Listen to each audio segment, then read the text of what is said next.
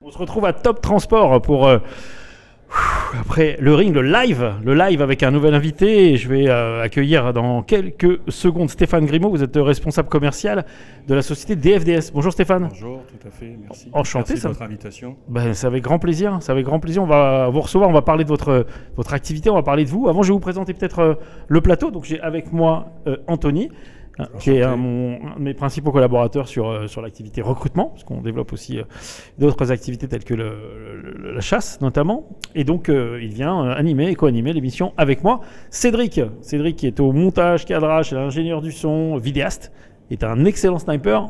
N'est-ce pas, Cédric ? Bang bang. Bang bang, exactement. Voilà, donc on sera tous là. Puis là, juste à côté de Cédric, il y a un de vos collègues, il est venu. Voilà. On l'a positionné là, comme ça on le voit aussi sur la vidéo quand on voit Cédric. Bonjour. Bonjour. Rappelez-moi votre prénom, je me souviens plus. Moi, je suis Christophe. Vous êtes Christophe. Ouais. Voilà. Et vous venez de la Belgique. La Belgique d'Anvers, je crois. Ouais, tout à fait. Ah, magnifique. Ouais. C'est extraordinaire. D'accord. Voilà, Stéphane Grimaud. Donc je le rappelle, vous êtes responsable commercial de la société DFDS. Tout à fait. D'accord, donc c'est un mode de transport très original. Hein.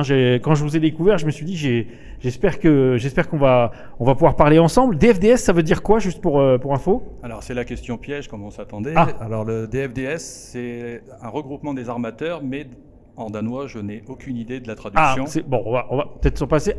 Nous, ici, on sait ce que ça veut dire. Ah, vous savez là-bas ? Oui, monsieur sait. Monsieur sait. Ah, bah, vous avez bien fait de venir. Sais, en fait. Alors, qu'est-ce que ça veut dire DFDS ? En fait, DFDS en danois, ça veut dire DF Forenede Dampskibsselskap. En fait, c'est un regroupement des bateaux à vapeur. En fait, le logo, ce qui a la forme du croix, en fait, ce sont 4 bateaux à vapeur qui se rejoignent au milieu. D'accord. Pas plus que ça. Tout simplement. Ouais, écoutez, on aura appris quelque chose d'assez extraordinaire. Merci monsieur, merci Cédric. Donc, donc Stéphane, DFDS donc est un des acteurs historiques du transport par ferry. Tout à fait. Depuis plus de 150 ans, hein, c'est ce Oui, que j'ai découvert par mes recherches.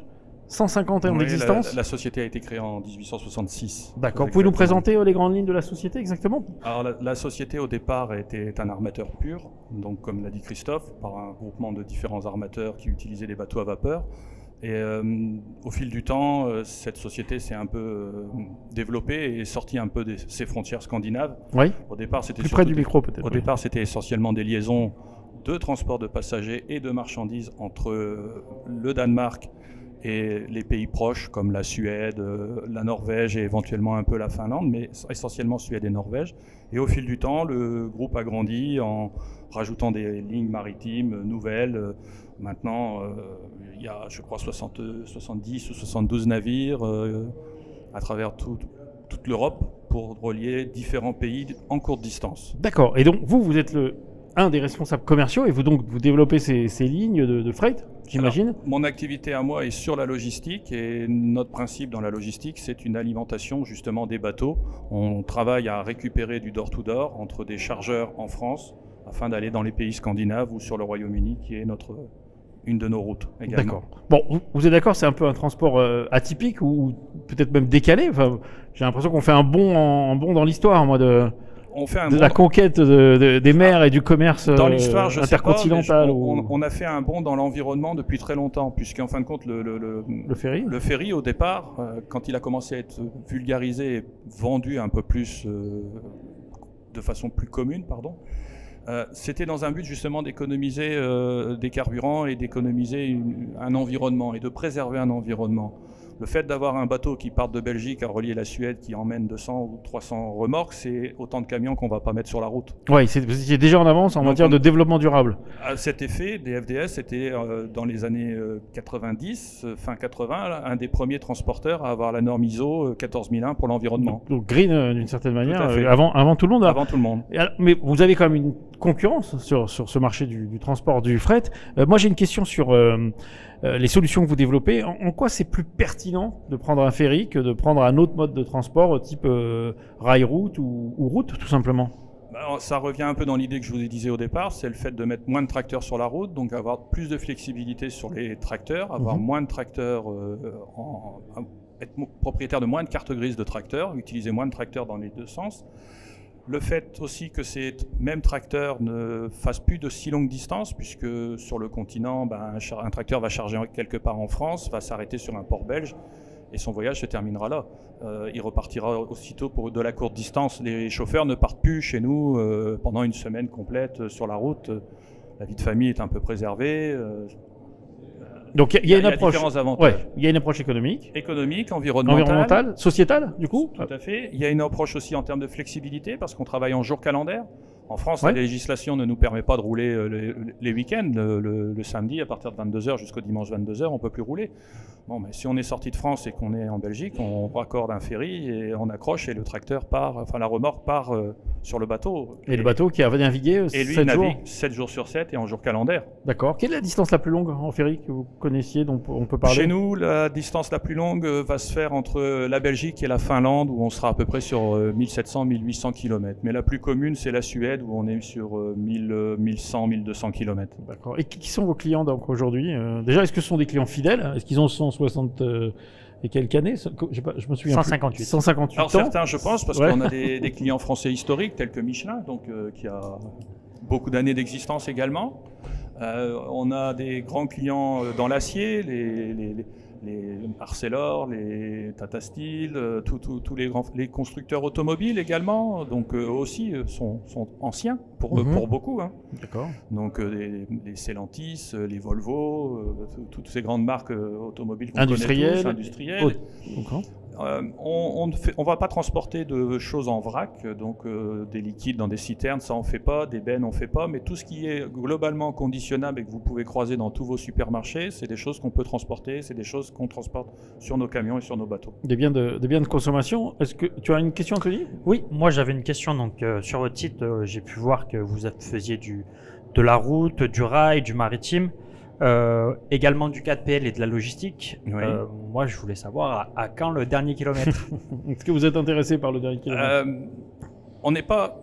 Je ne sais pas si on est intéressé ou pas pour le moment pour le dernier kilomètre, mais ça rentre pas forcément dans notre corps de métier au jour d'aujourd'hui parce que c'est pas forcément le même matériel qu'on emploie. Aujourd'hui, notre matériel a besoin d'être polyvalent puisque une remorque qu'on va charger en France pour envoyer quelque part, que ce soit en Angleterre, elle va aller livrer quelque chose en Angleterre. D'Angleterre, elle peut, dans notre système, repartir en Finlande.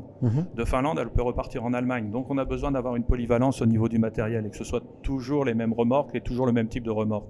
Donc avoir des camions électriques pour livrer le centre de Paris avec une plateforme, aujourd'hui, je ne pense pas que ce soit dans notre développement et je ne pense pas que ce soit quelque chose qui soit envisageable et constructif dans l'immédiat. Pas forcément dans la stratégie. Dans la stratégie du moment, je ne pense pas. Aujourd'hui, la stratégie, c'est d'augmenter nos routes. Nous sommes extrêmement présents sur l'Europe du Nord, les pays scandinaves, le Royaume-Uni. Aujourd'hui, dans le groupe, le développement va se faire vers le sud et vers les pays du Maghreb. Ok, d'accord. Donc avec des nouvelles lignes, hein, le Maghreb, c'est très nouveau. Il y a déjà des lignes qui sont présentes. On est présent en ligne au départ de Marseille, à destination de Rhodes. On est au départ de Sète, vers Izmir. On envisage un projet sur l'Égypte, qui est en cours de développement. Donc, on vient de faire le Maroc. Donc, voilà, le Maghreb est en train de se relier fortement au continent. Enfin, les flux de marchandises d'échange économiques entre le Maghreb et l'Europe se développent et vous êtes acteur significatif. On sait que l'Europe investit au Maghreb énormément parce que ça a un intérêt de proximité, de main-d'œuvre. Il y a plein d'avantages. Ce sont des pays jeunes. Donc voilà, c'est là-dessus qu'on se place, quoi. Très bien. Non, mais c'est parfait. C'est très, très, très intéressant. Cédric, tu avais une question pour Stéphane Grimaud. Vous avez un petit peu anticipé ma question, mais quand je vais sur votre site, je vois que vous êtes sur Instagram, Twitter, LinkedIn, Facebook, YouTube. Donc vous communiquez beaucoup. Oui. Mais aujourd'hui, là, quelle est votre actualité? Vous allez racheter une autre entreprise? C'est le live, l'actualité. Voilà, exactement. Vous avez déjà un peu répondu à ma question, mais pour vous, c'est quoi l'actualité aujourd'hui, tout de suite, de votre entreprise? L'activité pour DFDS aujourd'hui... L'actualité, hein, pardon. Donc le dernier fait marquant, le plus récent, dont on pourrait parler, qui intéresse du monde. C'est ça l'actualité. C'est une question embarrassante. Il y a un projet de rachat qui est en train de se faire. Il y a des discussions qui se font entre deux grands transporteurs, DFDS et un autre transporteur. Mais aujourd'hui, ce dossier est sur la table de la communauté européenne et c'est malheureusement... Je ne pourrais pas y répondre. Non, mais surtout pas. Mais apparemment, voilà, vous êtes bien informé pour un secret. C'est un développement. Là, ouais. Oui, mais voilà. Donc, monsieur a des secrets, c'est le moment de le faire parler. Je vais vous garder 2 bonnes heures encore.